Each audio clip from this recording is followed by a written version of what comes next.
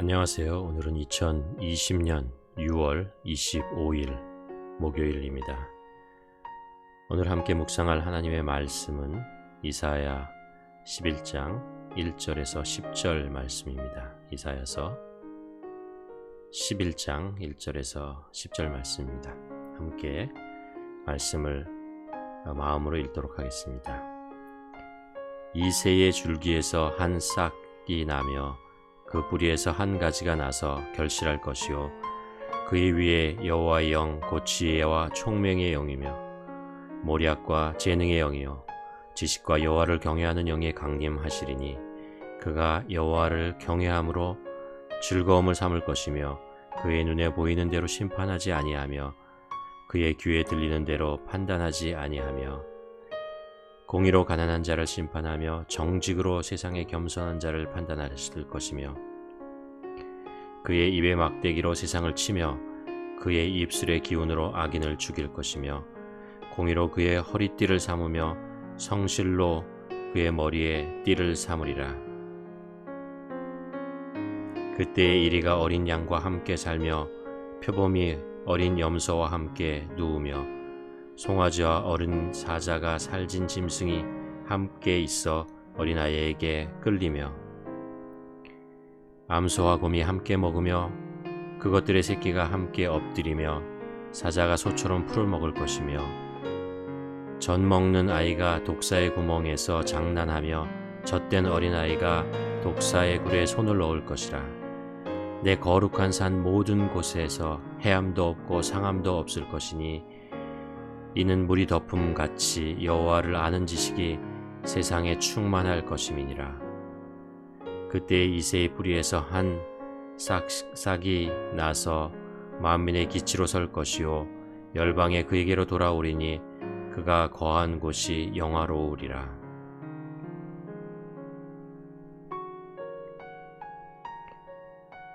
이사야서 1장 1절을 보면 이사야가 활동하던 시대를 알 수 있습니다. 유다왕 요시야와 요담과 아하스와 히스기야 시대의 아모스의 아들 이사야가 유다의 예루살렘에 관하여 본 계시라.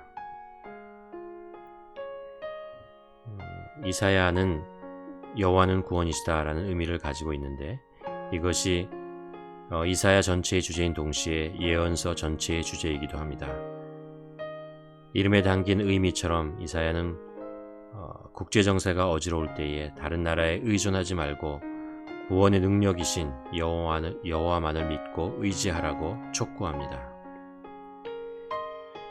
이사야는 주전 8세기 후반의 선지자로 유다의 우시야 왕이 사망한 해에 선지자로 부름을 받고 그 후에 요담, 아하스, 히스기야 왕 시대에 걸쳐 활동합니다. 이때는 신아수르 제국이 강대국으로 부상하면서 그들의 팽창 정책으로 서서히 침략의 기운이 맴돌던 시대였습니다. 시리아의 르시논과 북이스라엘의 베가 왕이 팽창하는 아수르에 대항하기 위해 연합군을 형성하는데 남유다는 참여를 거절합니다. 이에 화가 난 시리아와 북이스라엘이 동맹군을 형성하여 남유다를 치고 자신이 원하는 새 임금을 세우려고 합니다. 이것이 이사야 7장에 나오는 시리아 에브라임 전쟁이라고 하는 것이죠. 이사야는 당시 남유다의 아하스 왕에게 하나님만을 의지하고 아수르와 동맹을 맺지 말 것을 충고하지만 믿음이 없는 아하스 왕은 결국 아수르의 디글랏 벨레셀 3세에게 도움을 청하여 아수르의 속국이 되고 그들의 종교를 받아들이게 됩니다.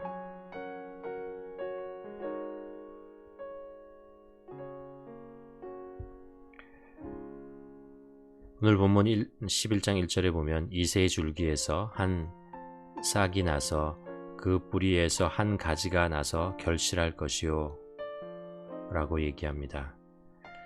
앞장에서 아수르와 유다 두 나라에 대한 심판이 묘사되었고 아름답고 무성한 나무인 유다는 그들의 죄악으로 인하여 배임을 당할 것입니다. 그 원래의 모습은 웅장한 나무와 같았지만 하나님의 심판에 의해 배임을 당하여 구루터기만 남게 됩니다. 이스라엘 나라가 세워질 당시 여호와께서는 놀라운 계획을 가지고 계셨습니다. 그 나라가 세상의 빛과 진리의 전달자가 되어서 그 영향력이 온 세계를 감싸고 모든 나라에게 생명을 가져다 주도록 성장하는 것이 하나님의 목적이었습니다. 그러나 이스라엘은 불순종으로 말미암아 멸망할 것이며 포로로 끌려가게 될 것이었습니다. 여기서 소망을 완전히 잃게 됩니다. 바람 앞에 놓인 등불처럼 국가의 운명은 너무도 위태롭고 감히 외세의 침입에 대항할 능력도 없고 힘도 없었습니다. 특히 나라 안팎의 사정을 잘 알고 또한 하나님의 심판을 들은 이사야로서는 더욱 절망할 수밖에 없었습니다.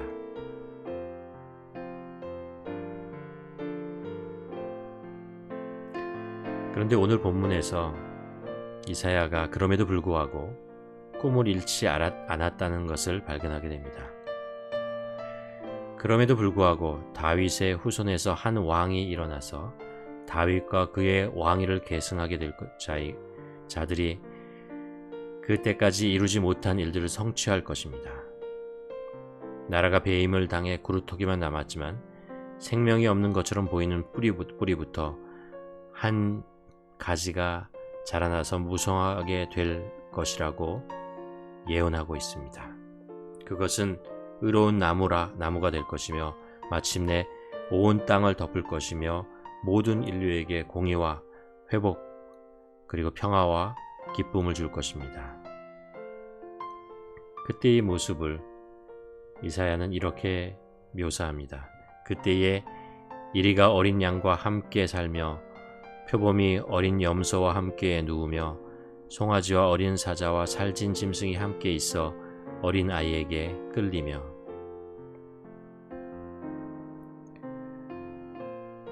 너무나 아름답고 너무나 평화롭고 너무나 진실된 모습으로 세상이 샬롬이라는 정말 하나의 통일된 평화를 완성하고 있는 모습, 그 모습을 이사야는 기록하고 있습니다.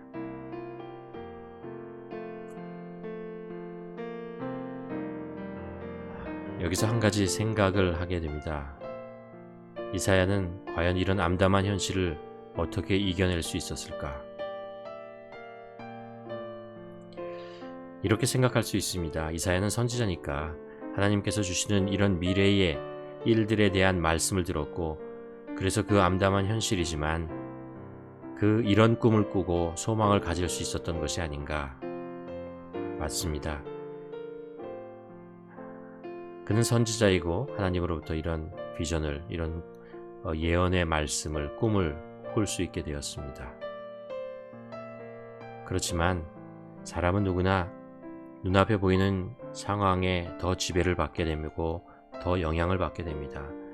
아무리 20년, 10년 후에 일어날 일에 대해 들었다고 해도 결코 현실을 벗어나는 것은 쉽지 않습니다. 하물며 이사야가 꿈꾸는 이 비전은 언제 일어날지 모르는 정말 아주 먼 미래에 일어날 일들처럼 보입니다. 사실 이세의 후손으로 그리스도께서 오신 것은 이사야가 죽은 이후 700년이 지난 후였습니다. 이사야는 꿈을 꾸었지만 그 현실을 볼 수 없었고 그 현실 쪽에서 조그만 어떤 그 비전이, 꿈이 이루어지는 것도 보지 못하고 죽었습니다. 오히려 그가 살았던 현실은 그가 생각했던, 그가 꿈꾸었던 비전과는 너무나 다른 방향으로만 계속해서 흘러가고 있었습니다. 또 하나 오늘 본문을 묵상하며 깨닫게 되는 것은 이사야는 하나님의 나라에서 이루어질 상황을 너무도 구체적으로 소망하고 있었다는 것입니다.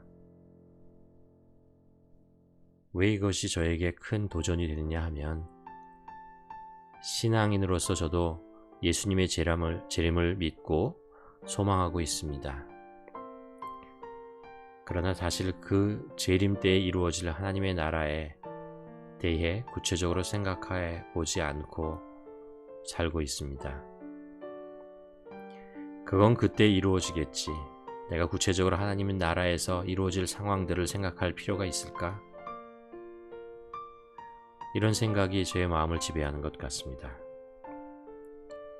그러면서 내 신앙은 지금 현실에 닥친 문제에만 몰입되어 있다는 것을 알게 됩니다. 현실의 상황이 회복되고 지금 겪는 문제가 해결되고 이 어려움이 지나가고 그리고 이것이 내 기도의 거의 전부임을 알게 됩니다. 내가 입으로 말하는 비전이나 꿈이니 소망이니 하는 것들은 사실은 다 그 실체가 현재의 것들입니다. 하나님께서 이루시고 완성하실 하나님의 나라에 대한 구체적인 기대도 없고 내 현실에서 이루고 싶은 구체적인 계획만이 있다는 것을 깨닫게 됩니다.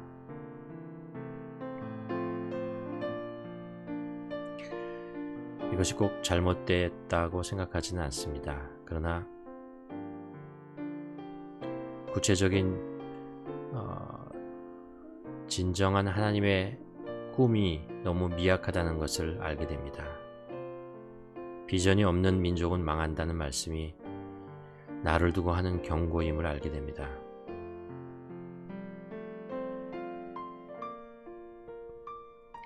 현실에 뿌리 박은 영성이라는 말도 많은 깨달음과 도전이 되었지만 꿈이 사라져버린 영성도 깊은 찔림을 받게 됩니다. 이사야의 영성은 현실에 뿌리를 두고 있으면서 또한 하나님 나라의 하나님의 꿈이 살아있는 영성이라는 것을 깨닫게 됩니다. 이것이 이사야로 하여금 그 힘든 현실을 이겨내고 소망을 품으며 살게 했던 힘이 아닐까 생각해 봅니다.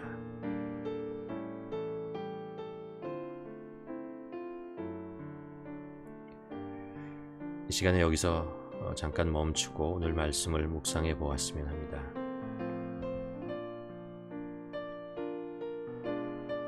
하나님의 꿈이 살아있는 영성.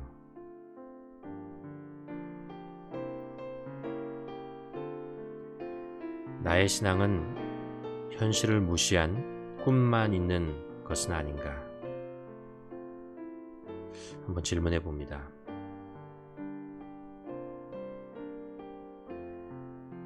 하나님에 대한 꿈이 현실을 도피하기 위한 수단이 아닌가 생각해 보았으면 하고요. 또 반대로 현실에 몰입되어 하나님의 꿈을 잃어버린 영성은 아닌가. 우리의 생각과 우리의 기도와 우리의 모든 것이 이 현실에만 집착하고 있는 것은 아닌지.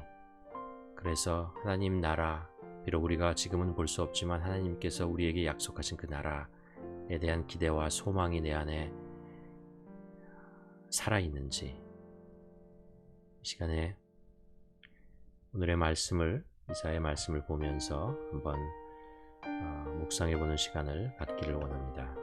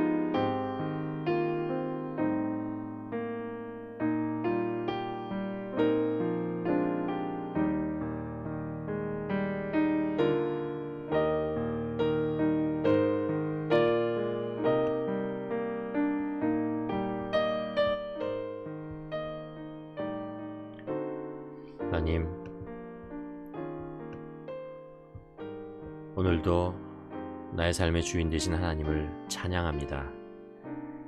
오늘도 하나님이 우리와 동행하실 것을 믿습니다. 주님의 선하시고